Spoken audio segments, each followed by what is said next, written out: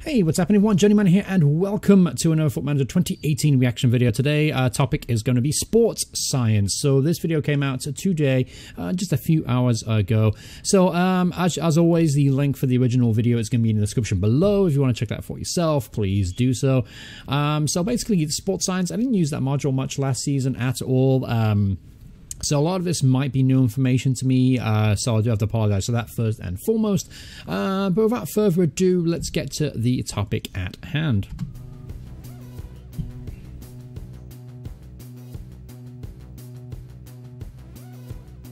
Welcome to FMTV. My name is Joe Tomlinson, and today we're talking about sports science. In Football Manager 2018, your medical team take on a bigger role than ever before, providing you with more information about your club's current injury situation, as well as advising you about how to avoid injuries happening in training. Sports scientists made their debut in Football Manager last season, and they return this year with a more visible presence. They report directly to you with regards to the physical condition of your squad, freeing up your physios to focus on treating injured players. Okay, so that's a nice addition to the staffing options as well. As you can see, it has its own role, sports scientist, and obviously, just like the data analyst, he's got his own set of individual attributes.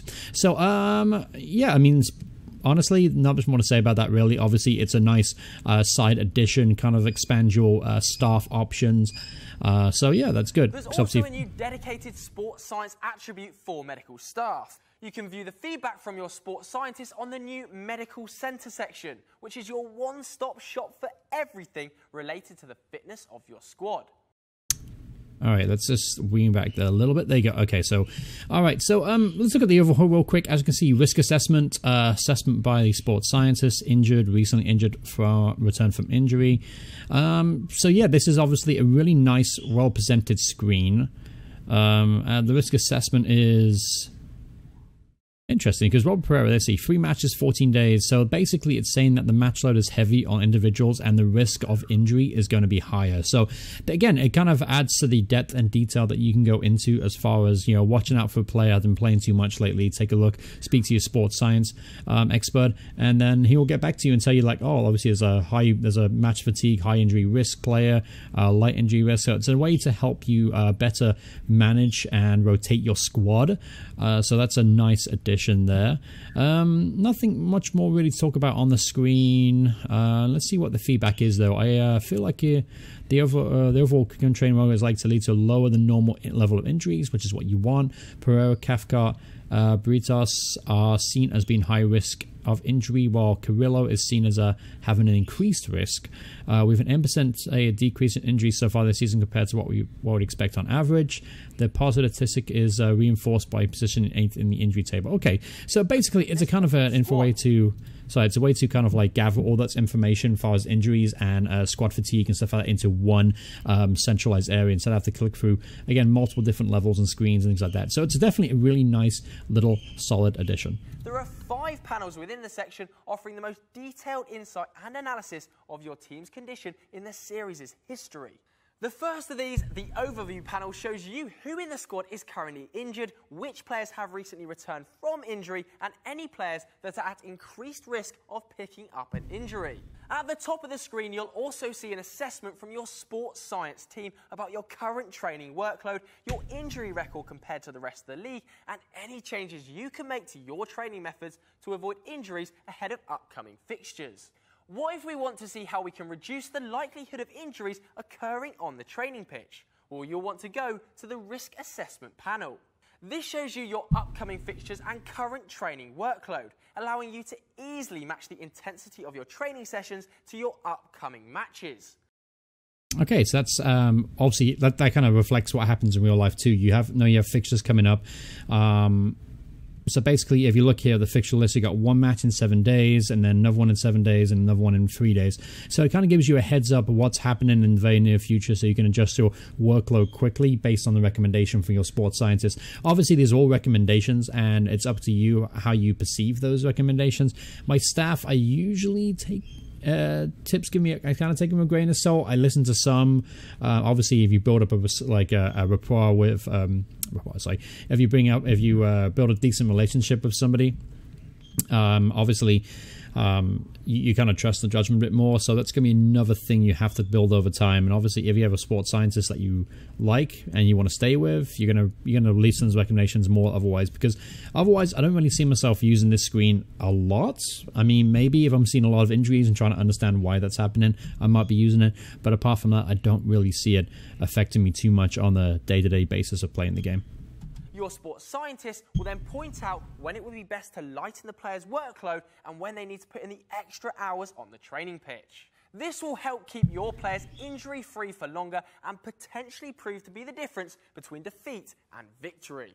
The risk assessment screen also gives you information on each player in your squad's susceptibility to injury, overall injury risk, current workload in both training and matches, and their general condition. So far, this is my favourite injury. He's obviously broke his penis. There it is. And his butthole, I guess. So that's a different conversation for a different day, Robert. From here, you can delve into a player's individual medical report to see their injury history and status, as well as any parts of the body that are currently affected by an injury. There's also details on treatment they're receiving and the time until they can return to training. Let's move on to the injuries panel. This screen lists details on every injury your squad has picked up over the season and the last campaign. It includes severity, the treatment option that was used on the player, and how long the player was sidelined for. At the top of the screen, you'll be able to see a comparison of your current injury situation compared to the league average, as well as a graph showing a year-on-year comparison of the number of injuries your squad have sustained. Sorry, I was going to stop it there. Essentially, yeah, that's it's good. It's more information gathering. Obviously, you compare last season to this season and the past seasons, things like that, to find out if it's something to do with training, if you're getting players injured because of fatigue, things like that. It's helped to help better understand why injuries are occurring. So this is a very good information screen, very well brought together. In the top right, there's also a snapshot of which players have missed the most action over the past 12 months. For a more detailed view of that snapshot, you'll want to head to the season summary panel. This breaks down the number of injuries each squad member has suffered this season compared to the previous campaign, and the time and percentage of action that they've missed during the season. There's also a panel for currently injured players. Finally, all 5 panels can be filtered to show your senior squad or youth teams, or all 3 should you desire. You'll also be sent emails from your physios and sports scientists that help you see how you compare to other clubs in your division injury-wise. Make sure you regularly visit the Medical Centre tab, make use of the information and advice contained within it, as well as the feedback from your sports science team, and you'll be able to better prepare your squad for the rigours of the modern football season. This will help keep your key players in top condition for those local derbies, relegation 6-pointers and title deciders that define a season. Thanks so much for watching. Alright, so that pretty much wraps things up for this video. Again, a lot of good information. Obviously, the sports scientist is another staff role we're going to have to come to terms with. And it's going to be another area of expense and stuff like that on the staff payroll. But as far as information goes, it's really good information. I think it can be used if it's used in the right way. I think it'd be really, really effective.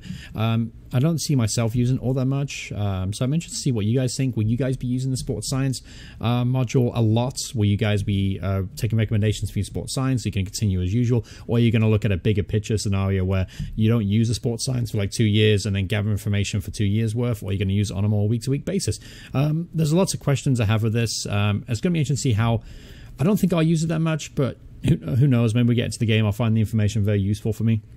But anyway, yeah, that's really about it. Don't have much more to talk about. It wasn't particularly an interesting topic for me, again, because I didn't really use the information last year, so I don't think I'll use it this year. Who knows?